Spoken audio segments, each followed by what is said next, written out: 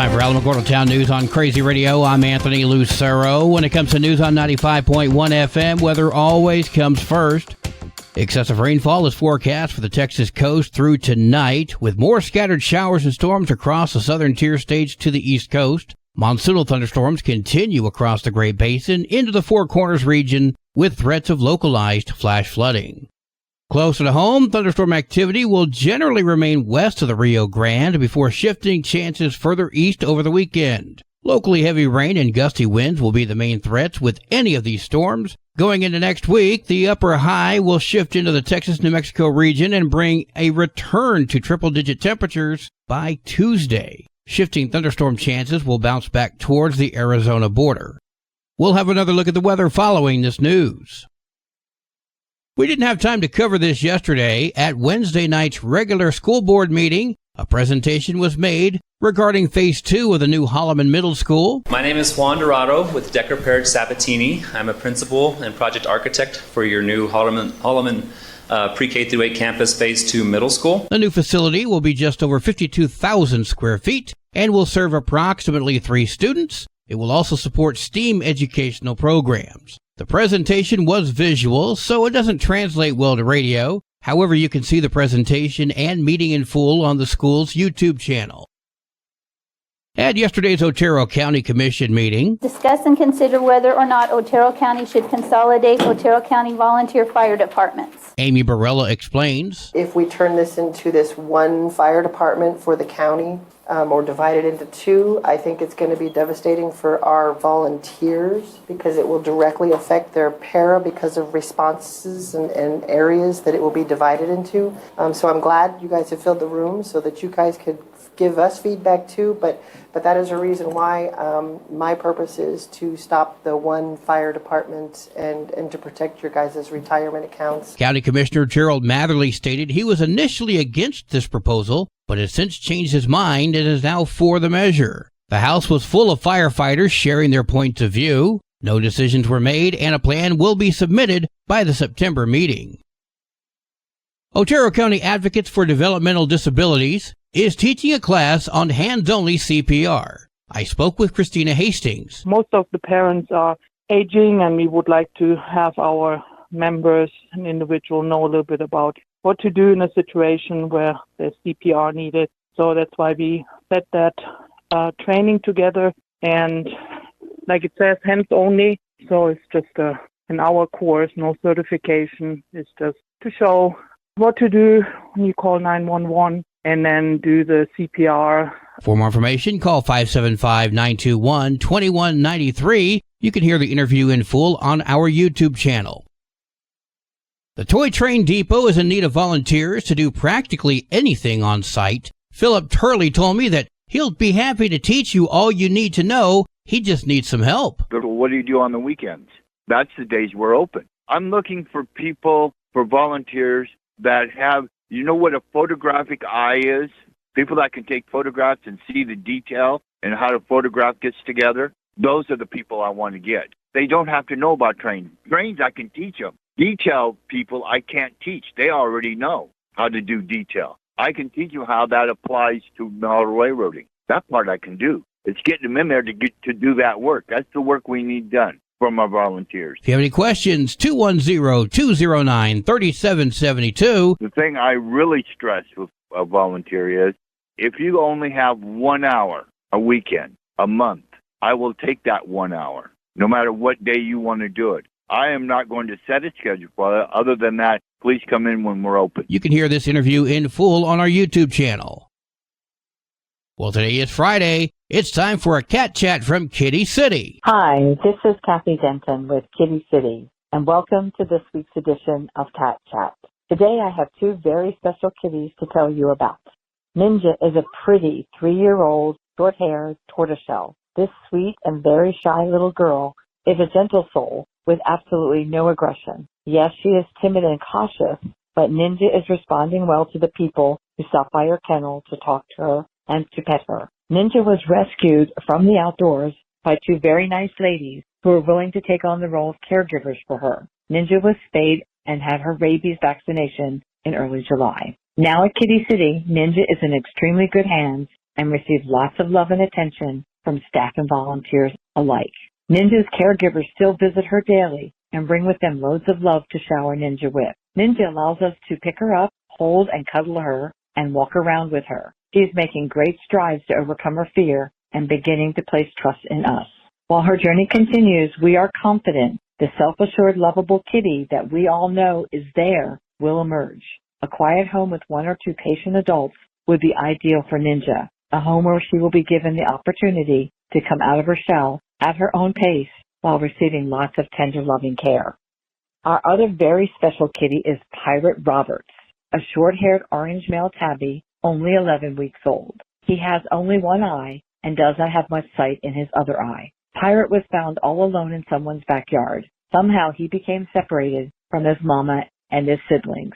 What makes Pirate so very special is that although he is blind in one eye and may only see shadows with his other eye, his vision impairment does not seem to be slowing down this spunky little boy. He is a very nice, cuddly kitten and super friendly. He adores attention and affection. He is sure to charm his way into the heart of someone who can handle his disability. Pirate will be gracing the White Sands Mall with his presence tomorrow at Kitty City's adoption event from 10 a.m. to 4 p.m.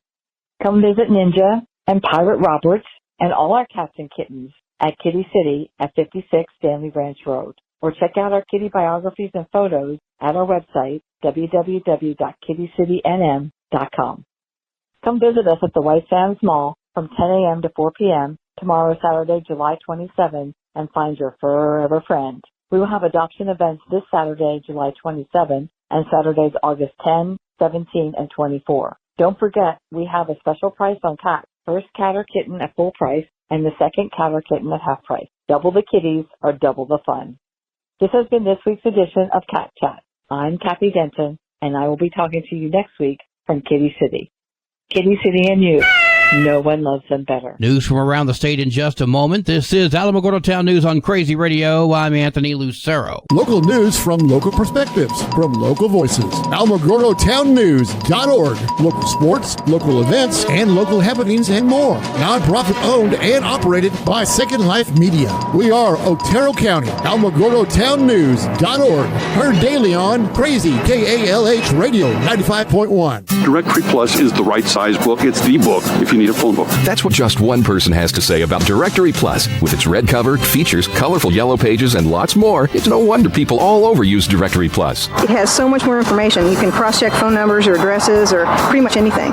Look on the plus side, Directory Plus. I'm a big fan of Directory Plus. Law enforcement is investigating a dead body that was found buried in northeastern New Mexico. State police assisted the Union County Sheriff's Office with serving a search warrant at a property. The investigation into the body is continuing. An inmate who was accidentally released from the Bernalillo County Metropolitan Detention Center was arrested in Albuquerque on Monday. Albuquerque police officers in the Valley Area Command confronted Anthony Jaramillo after they recognized him from a television news story as a recent escapee. Officials say a clerical error led to the erroneous release on Wednesday, July 3rd, and MDC staff was notified of the error on Wednesday, July 10th, 1 week later. Jaramillo was initially in MDC for a felony charge of possession of a controlled substance. So why not do it again? According to Bernalillo County, 44-year-old Desiree Sanchez was inadvertently released on Wednesday. She was being held on armed robbery and aggravated battery with a deadly weapon. Staff are now working with local law enforcement to bring Sanchez back into custody. This makes 3 released in July. 1 is a screw-up. 2 is suspicious. 3 almost sounds intentional. A former state corrections department physician whose throat was cut and he was stabbed multiple times by an inmate is now suing the state of New Mexico, claiming guards were unable to get him help because doors wouldn't open. Was working at the Central New Mexico Correctional Facility. He has since left the state and has not returned to practice following the 2022 attack. The inmate in question, Carl Douglas, has been indicted on attempted murder charges. He was already serving an 18-year sentence on other attempted murder and rape charges when this attack occurred. Douglas's attorney, Taylor Smith, spoke with KOAT. When something like this happens, it's shocking. He did have his throat cut by the inmate, causing him damages to his neck. He also suffered a lot of emotional distress over everything. The suit alleges that Douglas had told prison staff he thought the food was poisoned and was threatening to attack people over it. He used a shank to stab the doctor. There were numerous issues of inmate unrest, whether it was, deplorable conditions, not being provided the right food, not being cared for appropriately, which resulted in an inmate becoming disgruntled and attacking Dr. Sharma. That is not justification. For more than a year, attorneys and correctional officers have come forward about how the prisons are understaffed. Lawsuits have also claimed that the state has been hiding documents and not following the Open Records Act. Yvette Harrell appeared on Inside New Mexico with Steve Pierce yesterday and explained where she stands on the abortion issue. I am not trying to get rid of abortion everywhere. Yes, I have said I wish we could have gotten rid of all abortion. That was back in 2020 when I had talked about some of the bills I carried as a New Mexico state representative. But I've been very outwardly spoken about I do not support a federal ban. She spoke on her commitment to improving New Mexico for everyone and spent a great deal of time criticizing Gabe Vasquez. You can hear the conversation in full on the Inside New Mexico with Steve Pierce podcast.